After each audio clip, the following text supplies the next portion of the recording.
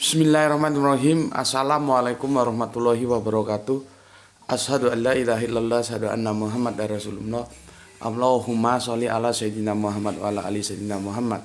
Kama sholaita ala sayyidina Ibrahim wa ala ali sayyidina Ibrahim bil alamina innaka Hamidum Majid.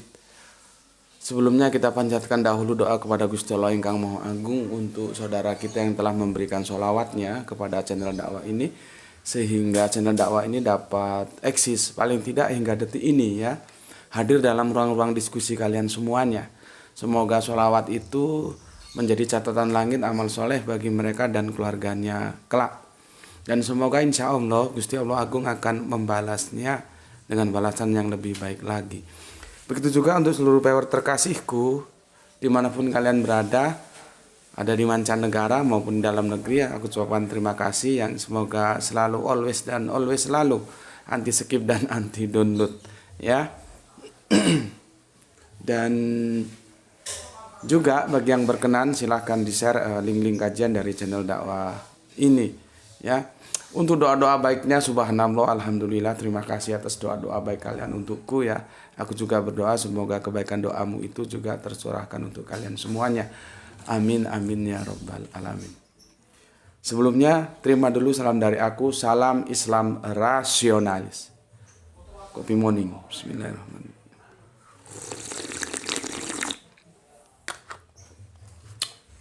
Hari ini kameramen kita libur ya. Jadi mampir ngombenya agak siangan dikit tidak masalah.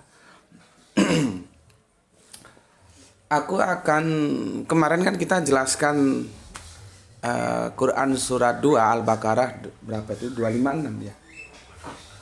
265. Iya, 265 tentang kebun yang dijanjikan oleh mereka yang secara ekonomi, secara rezeki dilebihkan oleh Allah ya, untuk membelanjakannya di jalan Allah ya. Yang membelanjakan di jalan Allah itu ya kalian sudah tahu lah, nggak perlu aku breakdown ya. Mendukung dakwah, mendukung pembangunan tempat ibadah, yatim piatu, pendidikan, edukasi, apa saja yang itu diridhai oleh Allah ya.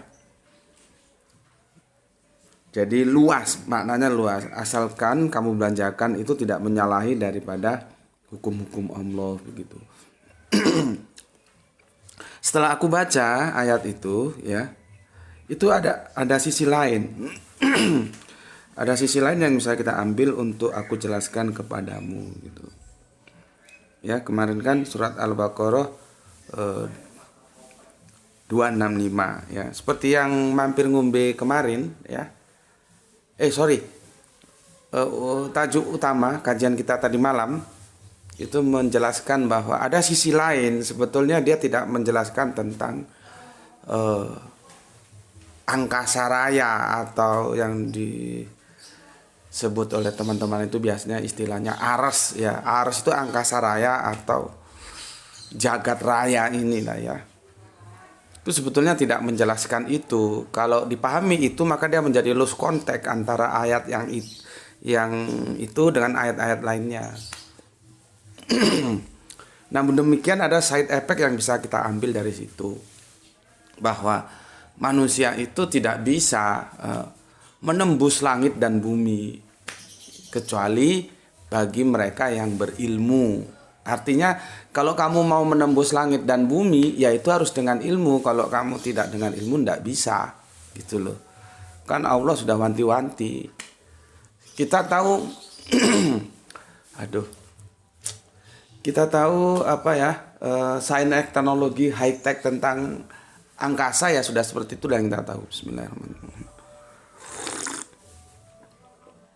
Dia kan menjelajah dari Merkurius, Venus, Bumi, Mars, Jupiter, Saturnus, Uranus, Neptunus, Pluto.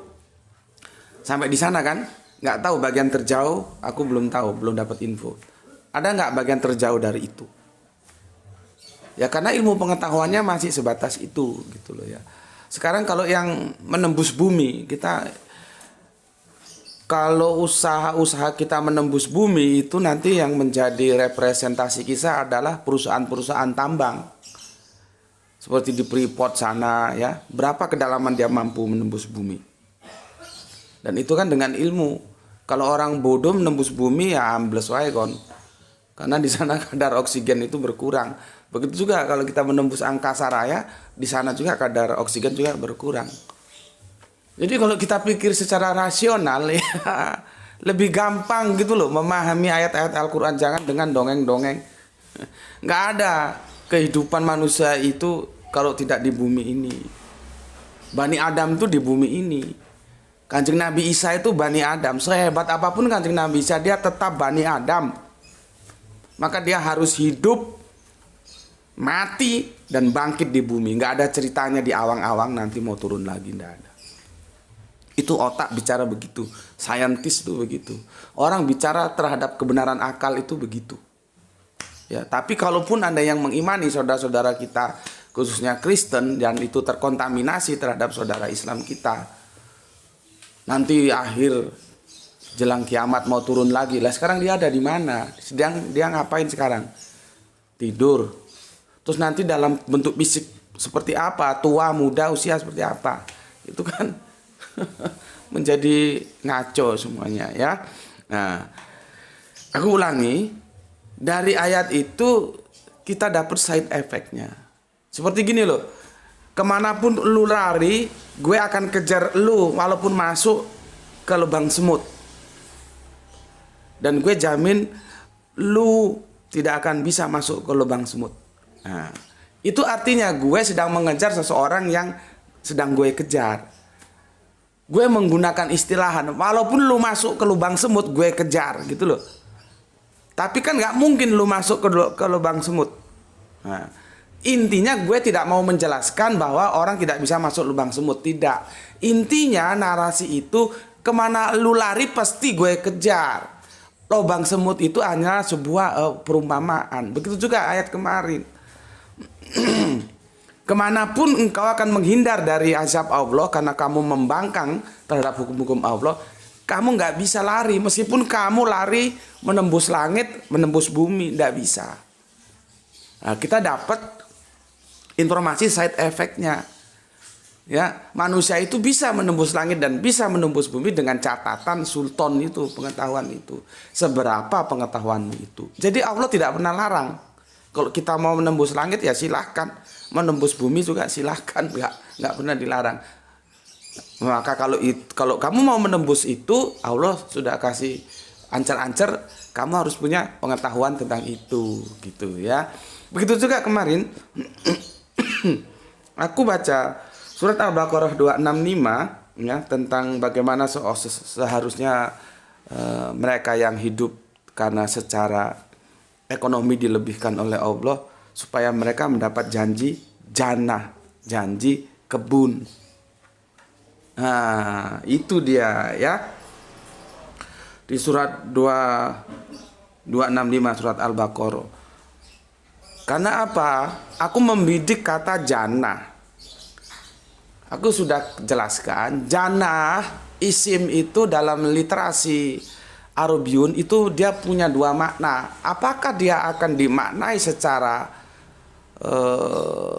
isim zat atau isim makna? Itu menjadi beda nanti. Salah kita menentukan ini diksi ini isimnya apa? Isim makna atau isim zat? Salah menentukan isim, salah. Lose kontek dia. Jadi amburadul. Jadi amburadul. Itulah yang menjadi diskusi kita pagi ini. Sehingga kalau kamu sudah mengikuti kajian ini, jangan lagi ngomong Al-Quran menceritakan Mi'raj. Tidak. Karena kalau kalian mengatakan Al-Quran menceritakan tentang Mi'raj, aku mau tanya, argumentasi dalilnya, literasinya di mana? Maka mau tidak mau kalian akan menuju surat An-Najm. Dan itu sudah 2 tahun yang lalu sudah kita dekonstruksi. Nah, sekarang aku mau menekankan lagi, lebih mengucut lagi, bagaimana sebetulnya kita harus memahami diksi jannah itu. Surat An-Najm itu terlahir karena sebelum diterjemahkan, sebelum ditafsirkan, otaknya sudah terinjeksi oleh dongeng. Memahami Mi'raj itu, Kanjeng Nabi Muhammad naik ke awang-awang, tidak tahu kemana sana. Terus ditambahi lagi supaya lebih asik dongengnya dikasih buruk. Yang anehnya lagi kalau buruknya tuh gambar perempuan itu loh. Itu penghinaan atau pengagungan itu. Mbok ya kalau buruk ya terserahlah buruk, tapi mbok ya laki-laki gitu. Itu gambar perempuan cantik buruknya. Coba kalau kalian nonton itu pembunuhan karakter enggak itu? Bismillah.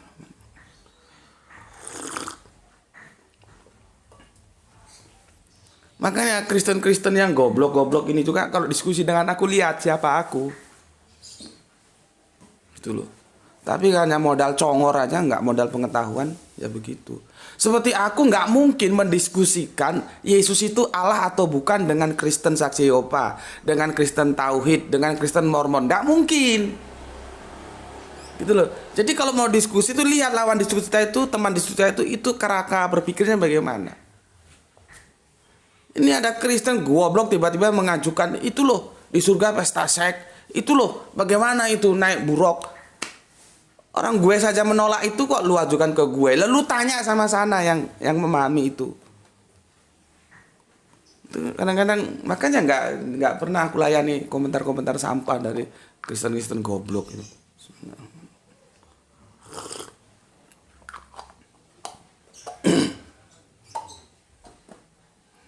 Ya, tanya yang baik, yang sopan. Katanya orang beragama. Ya, kalau baik pasti aku jawab, sopan pasti aku jawab, gitu ya.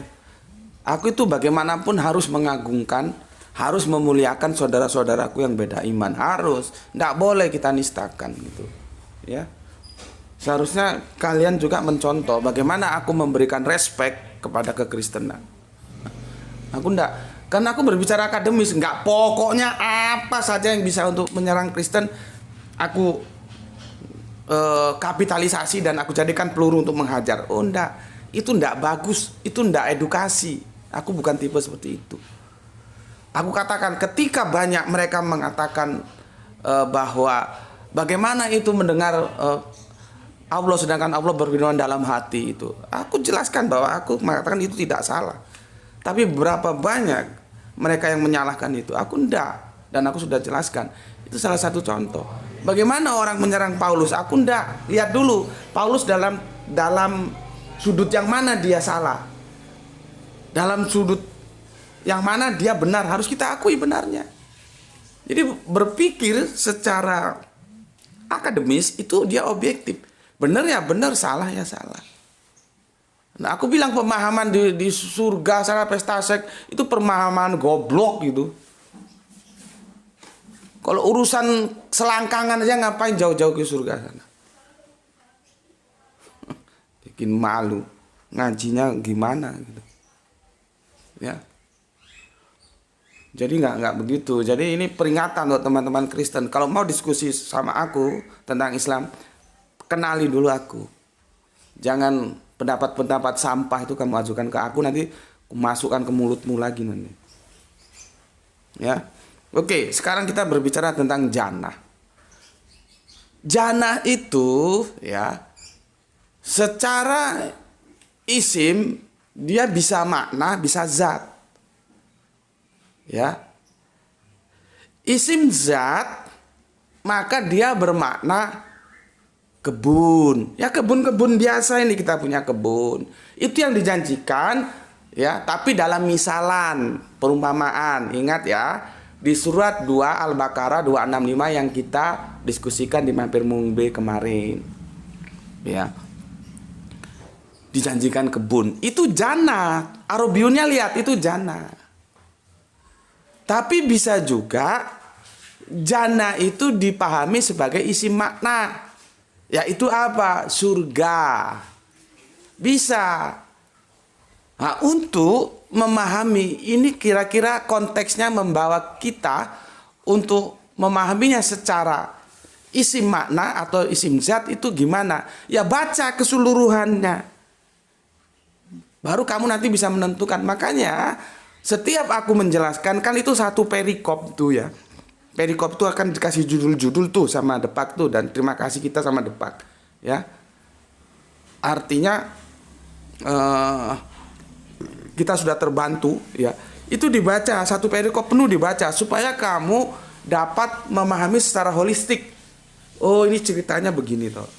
Kalau satu ayat kamu bidik dan kamu pahami, itu memungkinkan untuk lost contact, keluar dari konteks yang mau dibicarakan.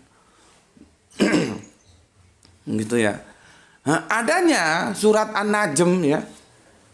Ya, surat An-Najm sebentar.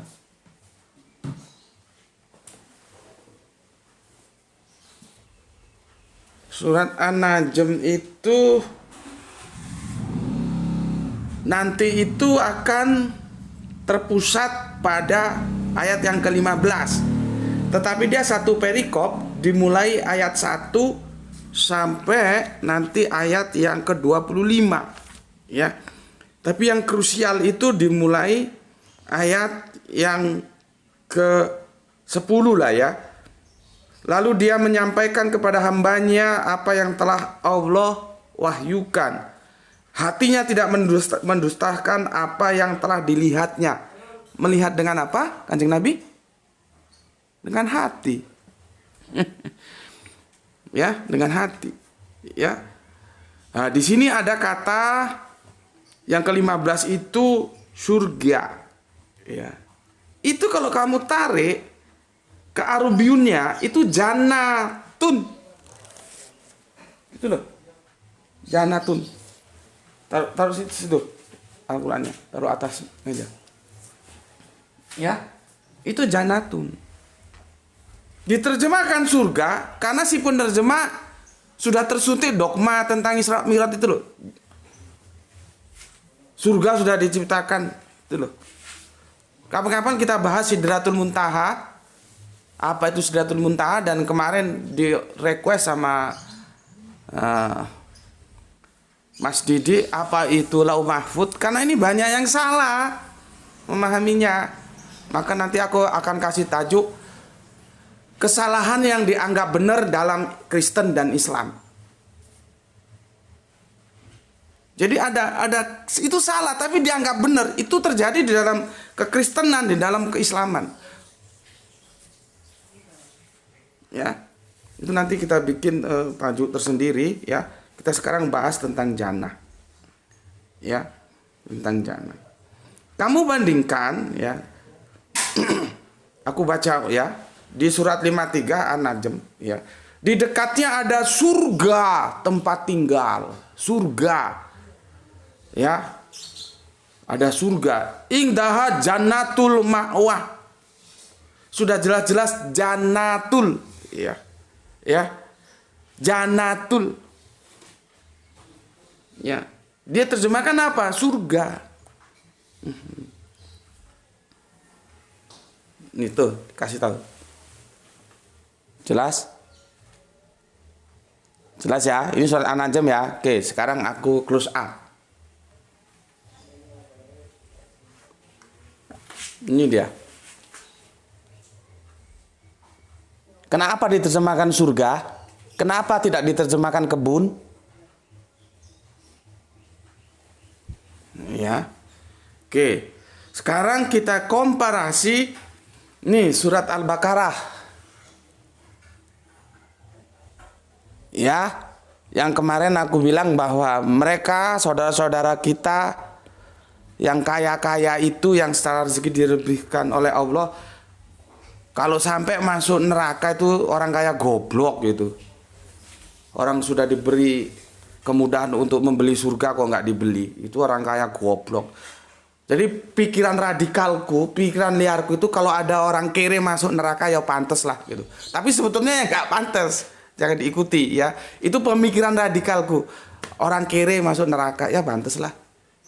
Karena dia nggak sanggup lagi menahan penderitaannya, terus entah mencuri, entah apa, entah gini. Waktunya habis untuk kerja, nggak sempet sholat. Jadi pikiran-pikiran nakalku itu berkeliaran, dan ini jangan kamu contoh, ini salah ya. Seolah-olah kalau orang kaya masuk neraka itu nggak pantas, karena dia diberi kesempatan untuk membeli surga. Sementara orang kere kalau masuk neraka ya pantas lah kere gitu.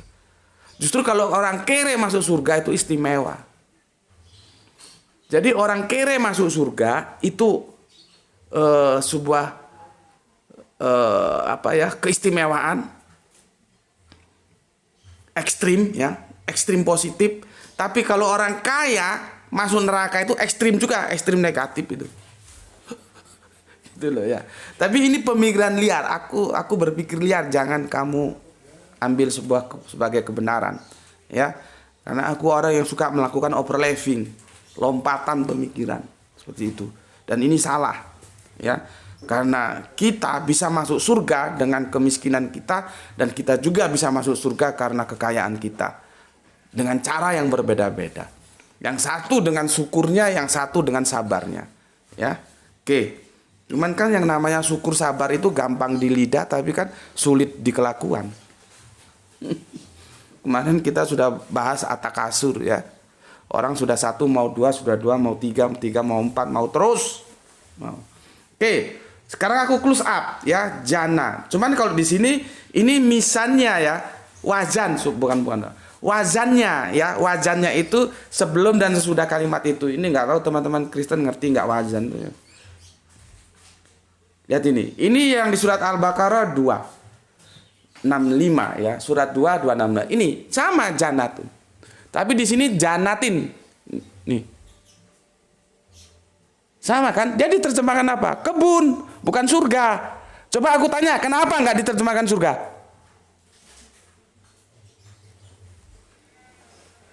Itu loh. Jadi ngaji ku otaknya yang cerdas.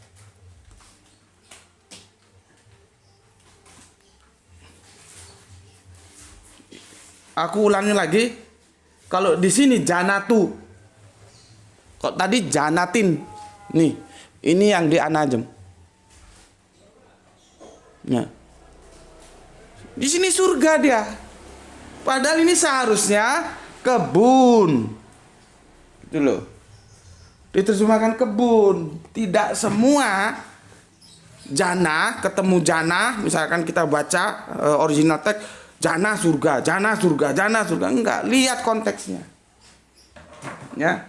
Dari sini semoga kalian mengerti ya, sehingga paham ya bagaimana kita harus memahami isim itu ada isim makna, ada isim zat ya. Kapan kita gunakan isim makna, kapan kita gunakan isim zat itu nanti tergantung konteksnya, kemana dia akan bicara ya. Surat An-Najm itu sudah kita dekonstruksi, silakan lihat ya.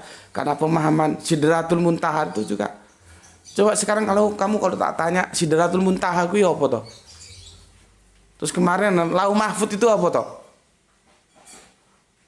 Orang pemahaman tentang kiamat aja nggak ngerti kok. Kiamat itu dipahami sebagai sa'ah. Ya hancur, pemahamannya hancur. Kiamat itu tidak mungkin terjadi tanpa sa'ah. Gitu loh. Ya. Oke. Sampai di sini dulu ya, semoga kajian kita di Mampir Ngumbe kali ini di duha yang sangat cerah ini ya. Nanti malam aku ada kajian bersama ibu-ibu ya. Bagaimana jadi Arimatea diundang memberikan pencerahan sama seperti yang di kemarin waktu memperingati 1 Muharram ya. Iya, 1 Muharram kemarin. Ya. Ini kita memberikan karena ibu-ibu juga, bapak-bapak juga harus kita beri wawasan. Terutama ibu-ibunya, karena kan yang paling dekat dari anak-anak itu ke ibunya. Supaya ibu-ibunya tahu bahwa pemurtatan itu sedang mengancam kita. Sekarang kita nggak bisa jaga anak-anak kita 1x24 jam. Mereka bisa buka HP, buka apa, sembarang kalian ada di situ. Dunia maya itu sekarang perannya harus diperhatikan. Dia sekarang bahkan sudah menyalip dunia nyata. Banyak orang bertarung di dunia maya, akidah rusak.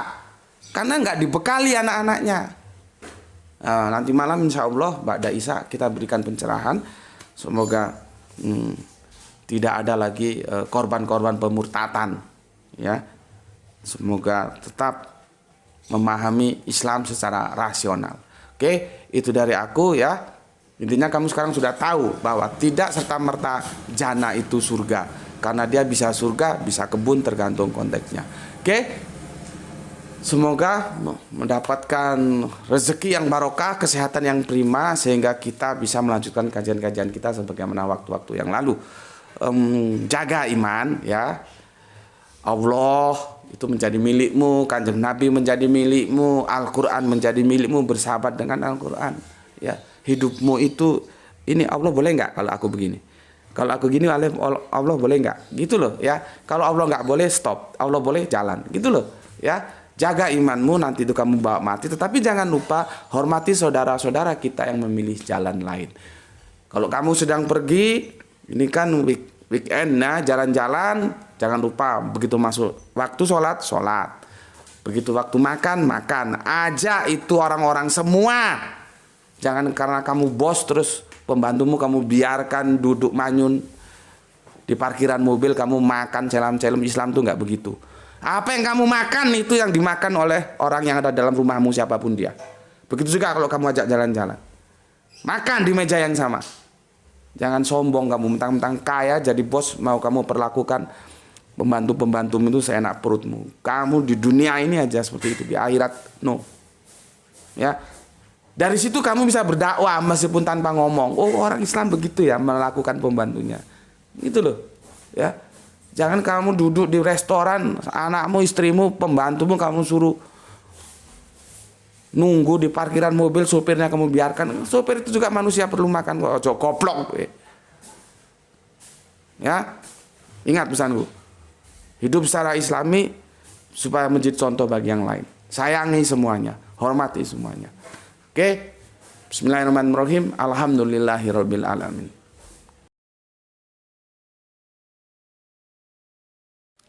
Bismillahirrahmanirrahim. Ada yang keliru, kesalahan teknis ya. Ya itulah, maklumlah. Manusia tempatnya salah dan lupa. Aku belum baca komentar kalian ya. Nanti dikirain aku nggak memberikan apresiasi ya. Aku bacakan komentar kalian supaya nggak numpuk ya, karena kayak kesibukan waktu kalau aku biarkan nanti numpuk-numpuk lagi nggak terbaca ya. Aku bacakan komentarnya tapi biasanya di awal, ini di akhir ya, nggak apa-apa ya. Oke. Minum dulu. Bismillahirrahmanirrahim.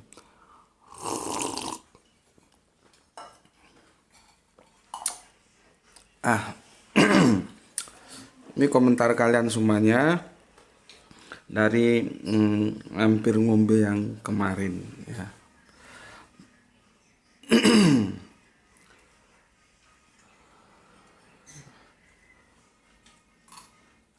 Mampir ngombe. Pertama dari Mas Taufik Hidayat, Gersik ya. Gersik nyimak Gus, alhamdulillah, jalan sabar bagi yang dalam kondisi kepapahan dan jalan syukur bagi yang dalam kondisi berkelebihan atau kelimpahan ya. Jalan ikhlas bagi yang terus berjuang, tetapi impian hidup tak kunjung terwujud. Matur nuwun, salam Islam rasional. Oke, terima kasih untuk Mas Taufik yang ada di Gersik. Kemudian soleha kita Mbak Gispati ya, yang ada di Palu ya, Sulawesi Tengah ya. Palu itu Sulawesi Tengah ya, karena sekarang pemekaran daerah jadi banyak yang berubah. Palu hadir Tuan Guru, walaupun selalu telat karena kesibukan, tapi tetap luangkan waktu untuk selalu belajar agar bisa lebih baik dan tercerahkan. Oke, terima kasih atas semangat belajarnya ya. Berikutnya Kang Mas Nurdin Effendi ya. Assalamualaikum Kaltim Samarinda. Hadir Guru, sehat selalu Guru sekeluarga. Amin. Terima kasih, salam untuk semua keluarga di Samarinda Kang Mas Nurdin Effendi ya. Kemudian Kang Mas Isdianto PPTK ya. Alhamdulillah Gus, Sidamanik ini daerah penghasil nanas dan nanasnya sangat manis. Mau jatuh ya. Oke, nanasnya sangat manis ini ya. Hadir menyimak mampir ngombe. Mantap kajiannya, sangat stimulan. Semoga sehat selalu dan murah rezeki Gus. Oke, terima kasih juga untuk Kang Mas Isdianto. Semoga doa baiknya juga tercurahkan untuk keluarga yang ada di Sidamanik. Kemudian Mas Sahran Gifari menyimak di pagi hari yang cerah di kebunku sendiri. Oh, lagi berkebun dia. Ya. Dan tadi kita sudah bahas tentang kebun ya. Nah, ini soleha kita Mbak Aisyah yang ada di Surabaya. Ini senior kita juga ini ya. Assalamualaikum, ikut mengikuti kajiannya Gus. Waalaikumsalam, monggo. Nah ini yang menarik ini, Kang Mas kita Suratno Eko, ini faktual, mantap ini Kang Mas kita Suratno Eko, saudara Kristiani kita dari Semarang ya Kang Mas. Kalau salah tolong dibenarkan ya, Semarang atau mana, ingatku Semarang. Dia menukil Markus 12:41 dalam 44. Sekedar informasi, memang Kanjeng Nabi Isa itu kalau kita ikuti ya, cerita-cerita kisah-kisah dalam perspektif Islam, dia itu dijelaskan dalam kondisi yang memang tidak kaya ya, tidak berada, tapi papa, bukan dalam kelimpahan tapi dalam kepapaan. Ya, tidak seperti halnya Kanjeng Nabi Daud, tidak ya. Kalau Kanjeng Nabi Daud itu selain berkuasa sebagai raja juga kaya dia. Yang mana ada raja kok nggak kaya ya. Dia menukil Markus 12:41-44. Ini bagus sekali ini ya. Pada suatu kali Yesus duduk menghadap peti persembahan, kotak amal maksudnya, peti persembahan, dan memperhatikan bagaimana orang banyak memasukkan uang ke dalam peti itu. Banyak orang kaya memberi jumlah yang besar. Lalu datanglah seorang janda yang miskin ya, dan ia memasukkan 2 peser, yaitu 1 duit ya. Maka dipanggilnya murid-muridnya dan berkata kepada mereka, "Aku," kata Yesus, "aku berkata kepadamu, sesungguhnya janda miskin ini memberi lebih banyak daripada semua orang yang memasukkan uang ke dalam peti persembahan. Sebab mereka semua memberi dalam kelimpahannya, tetapi janda ini memberi dari kekurangannya. Semua yang ada padanya, yaitu seluruh nafkahnya." Ya, mantap. Terima kasih untuk Kang Mas Suratno Eko yang ada di Semarang ya. Jadi seperti aku bilang kemarin, belum tentu yang 1000 itu bisa dikalahkan oleh yang 10.000. Kita lihat behind screen-nya ya. Karena nilai 10.000 seperti aku bilang waktu aku dalam kondisi kejepit itu, nilai 25 juta yang ditawarkan ke aku ya, itu setara dengan 25 miliar dalam kepapaanku ya. Jadi dilihat behind screen-nya, kondisinya ya. Karena aku pernah ceritakan ketika aku mau disogok 25 juta untuk menarik surat permohonan ke wali kota setempat, penguasa setempat, agar panti-panti pijat itu ditutup, kan aku diiming-imingi 25 juta ketika aku menjadi tim advokasi Forum Komunikasi Umat Islam ya. Tapi kan aku tolak itu dalam keadaan kepapaanku. Dalam kondisi seperti itu, 25 juta, walaupun 25 juta bagi aku itu setara dengan 25 miliar. Tapi aku tolak ya. Oke, sama seperti yang dinukil oleh Kang Mas Suratno Eko ini ya. Orang-orang kaya itu memberi besar dalam kelimpahannya. Ini janda miskin membeli sedikit, cuman 1 duit. Jangan kira 1 duit itu bisa dikalahkan oleh yang berduit-duit. Itu pesan yang mau disampaikan.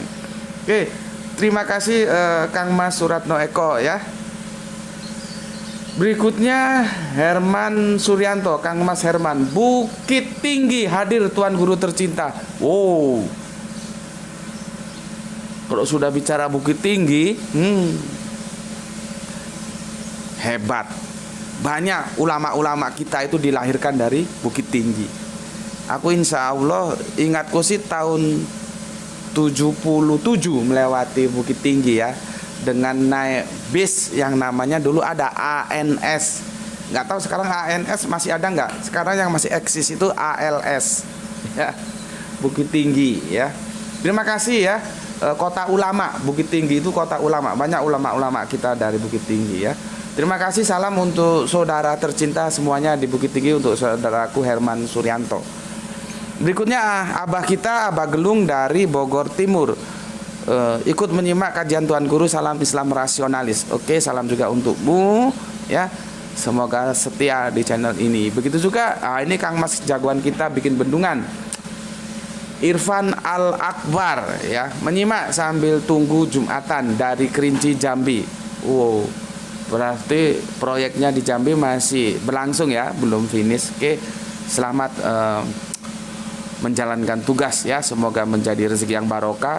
Nanti kalau sudah kaya naik haji, dan jangan lupa setelah di depan Ka'bah doakan aku ya, bisa punya rumah. biar nggak dijajah. Orang kontrakan itu orang jajahan ya, ngontrak sana ngontrak sini dijajah. Wah, ini menarik dari Kang Mas Green Yoya ya, bukan Green Jogja ya, Green Yoya. Coba diselidiki kenapa Yusuf bapak tiri Yesus tidak pernah berbincang-bincang dengan Yesus ya. Ini menarik ini ya. Menarik. Sebentar. Ini menarik ya. Jika Maria dan Yesus masih ada cerita, Maria berbicara dengan Yesus Lukas 2:48, dan ketika orang tuanya melihatnya mereka heran, dan ibunya berkata kepadanya, "Nak, mengapa engkau melakukan ini kepada kami? Ayahmu dan aku dengan cemas mencarimu." Ini waktu Yesus dalam perjalanan dari Bait Allah pulang itu sempat terpisah ya, mamanya mencari ya. Mas Green Yoya, betul ya, bukan Jogja ya, Yoya ya. Tolong disertakan dari mana asalnya. Ini pemikiran yang brilian. Dan ini memang sedang dalam diskusi-diskusi kami tentang siapa sebetulnya bapaknya Yesus itu ya. Kalau memang dia punya bapak secara jasmani, kalau tidak secara rohani bagaimana? Nanti itu pertarungannya itu disebutan ya. Kalau memang dia punya bapak jasmani bukan rohani ya, kenapa dia dinisbahkan ke ibunya? Kan satu-satunya yang garis keturunan itu dinisbahkan ke ibunya, bukan ke bapaknya, itu hanya Kanjeng Nabi Isa. Maka Al-Quran mengatakan Isa ibnu Maryam. Perdebatannya di sana ini nanti. Ya, jadi kalau ada dua pihak mengatakan, oh Kanjeng Nabi Isa itu punya bapak biologis, dan satu bilang seperti mainstream, oh dia tidak punya bapak biologis. Nah, nanti itu yang menjadi diskusi berat ketika kita mempertanyakan kalau memang ya bapak biologisnya ada Yesus ini, kenapa Al-Quran menisbahkan garis keturunannya ke Bunda Maria? Maka disebutlah Isa ibnu Maryam. Padahal kita tahu garis keturunan ini kemarin sudah aku jelaskan ya, apa bedanya keturunan dan anak ya. Kenapa Dina itu tidak termasuk Bani Israel, padahal anaknya Pak Yakob Israel itu ada 13 plus Dina ya, itu sudah aku jelaskan. Jadi otakmu di sini harus sudah ngerti apa itu anak, apa itu keturunan. Kalau nggak kacau nanti ya. Jadi sebetulnya peristiwa pengorbanan itu nggak ada masalah ya, cuman karena orang nggak tahu aja apa itu anak, apa itu keturunan, jadinya kacau ya. Toh akhirnya juga nggak ada yang dikorbankan kan, Ismail enggak, Ishak juga enggak ya. Jadi kalau belum paham apa itu anak, apa itu keturunan, jadinya kacau. Nah seperti ini bagus ini ya. Siapa sebetulnya? Jadi kalau ada dua kubu yang bertentangan, nanti paling pelik itu di situ, karena Al-Quran menyebutnya Isa ibnu Maryam, dinisbahkan ke bunda. Nah kalau ada bapak biologisnya, kenapa nggak dinisbahkan ke bapak biologisnya? Sedangkan semuanya ya nasab kita. Jadi Yahudi, Islam, Nasrani itu kan dinullah. Itu sama, termasuk milata Abraham, milo Ibrahim. Itu sama. Semua garis keturunan itu dihitung dari patriark, dari pade, dari bapak. Bukan ke ibu. Satu-satunya yang dinisbahkan ke ibu itu Isa ibnu Maryam. Why itu ya. Jadi menarik ini ya. Terima kasih Mas Green ya. Tolong disebutkan asalnya dari mana. Ini sesuatu yang tidak terrealisasi. Dulu aku sama almarhum guru Al-Quranku Gus Manani ya, semoga Allah selalu merahmati hidup panjangnya. Begitu juga guru-guru Al-Quranku yang lainnya ya. Semoga Allah merahmati tidur panjangnya. Ini kami dulu mau membedah ini kerjasama dengan Depak, ya.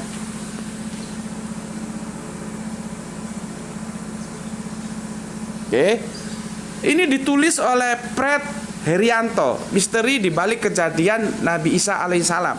Yang sayangnya dia tidak, ini namanya kalau dalam karya sastra anonim. Aku tidak tahu alamat jelasnya, tapi sepertinya ini dari Jogja. Dan kerangka berpikirnya Yahudi minded. Di sini nanti dibicarakan juga sebetulnya Yesus itu anak siapa. Dia menggunakan literasi Al-Quran, ya. Tapi kerangka berpikirnya Yahudi, bukan Kristen. Yahudi kerangka berpikirnya. Seperti ini, dia menukil dari Qurani semua. Ya. Ini dulu kami membedah ini karena ini dapatnya dari Depak kalau tidak salah. Cuman ya akhirnya tidak terrealisasi. Ini bagus Mas, buku ini bagus ya. Dan Arimatea Jogja sudah pernah aku suruh cari ini orang siapa sih gitu. Diajak diskusi bagus. Karena kerangka berpikirnya beda. Aku bilang lebih condong ke Yahudi daripada ke Kristen. Ya. Oke. Ini bagus ya, tapi ini nggak dijual umum. Ya, nggak dijual umum ini. Berikutnya ini untuk referensi juga bagus ini. Kita tahu ya. Nih. Ya. Panggil Aku Maryam oleh Leslie Heston. Leslie Heston itu kita tahu di YouTube banyak, dia sudah jadi pembicara. Ini juga Yahudi nih, Ibu Leslie Heston ini ya. Di sini diceritakan kisah Bunda Maria secara natural banget, sangat-sangat natural ya, tidak dibumbui dongeng-dongeng atau apapun ya. Oke, itu untuk Mas Greenyo ya, dan untuk semuanya ya, referensinya bagus itu ya. Kan kita bertanya juga karena perjanjian baru itu bisu, diam 1000 kata, tidak pernah, ya kan aneh toh kalau satu rumah sama bapaknya nggak pernah ngomong, itu kan ya aneh. Tapi kan tidak pernah perjanjian baru, baik itu Matius, Markus, Lukas, Yohanes, ada Yesus bicara dengan Pak Yusuf, kan nggak pernah. Ya, jadi apa yang diajukan oleh Kang Mas Green Yogya itu sebetulnya sebuah tantangan menarik oleh teman-teman Kristen untuk dibahas. Kenapa kok nggak ngomong? Lalu siapa sebetulnya Yusuf itu? Dan Yusuf itu, ini loh ya, usianya itu terpaut jauh antara Pak Yusuf dan Bunda Maria. Pak Yusuf itu duda, punya anak, usianya terpaut jauh. Jadi era-era dulu perkawinan dengan usia terpaut jauh, ini Kristen-Kristen goblok nggak tahu jadinya begitu. Berapa usia Kanjeng Nabi Muhammad terhadap Bunda Aisyah? Dan dia baca sejarah Yusuf gimana? Berapa selisih usianya? Supaya otakmu itu ngerti bagaimana antropologis budaya Semitik saat itu. Ya, kon ngoceh wae ora apa-apa, goblok kon. Jadi Bapak Yusuf itu bukan bujang, bukan duda, sudah punya anak. Usianya terpaut jauh dengan Bunda Maryam. Kalau kita lihat cerita itu di Injilnya Yakobus, Bunda Maryam itu masih sangat belia. Ya, oke. Berikutnya Mas Ikhwan Tamim ya. Assalamualaikum Tuan Guru, Tangerang, Banten menyimak. Salam Islam Nasional. Oke. Salam Islam Nasional juga. Mas Ikhwan Tamim yang dari Tangerang, bukan hanya kamu loh ya. Ada tadi siapa sempat nanti. Ya, ada juga dari Tangerang, ada beberapa ya. Mas Edi Margono Jogja, terima kasih. Assalamualaikum, waalaikumsalam. Mas Pepep Hendrawan Bandung menyimak. Atur nuhun Kang Pepep ya. Pemalang Soleha kita Khotimah medali Mas. Oke, matur nuhun ya. Cak Nurkolis Brebes hadir nyimak. Salam Islam Rasional. Oke, matur nuhun. Terima kasih Cak Nurkolis ya. Tapi ini Nurkolis yang bukan Majid ya. Kalau Nurkolis Majid dengan pemikiran-pemikiran liberalnya sudah almarhum ya. Kang Mas Arifin Muksinin dari Tuban, terima kasih. Kang Mas Naryo Endri dari Tulungagung, terima kasih. Diman Nada Jember ini ya, terima kasih. Rizal Wahyu Rembang, terima kasih. Soleha kita Asila Mumu, iya semua harta itu akan selesai ya. supaya dia tetap bisa kamu bawa mati, ya harus dibelanjakan di jalan Allah. Itu caranya. Oke, terima kasih untuk ini Mbak atau Ibu ya, Septi Arum Sidoarjo derek ngaos. Nggih, matur nuwun Mbak atau Ibu Septi Arum ya, terima kasih.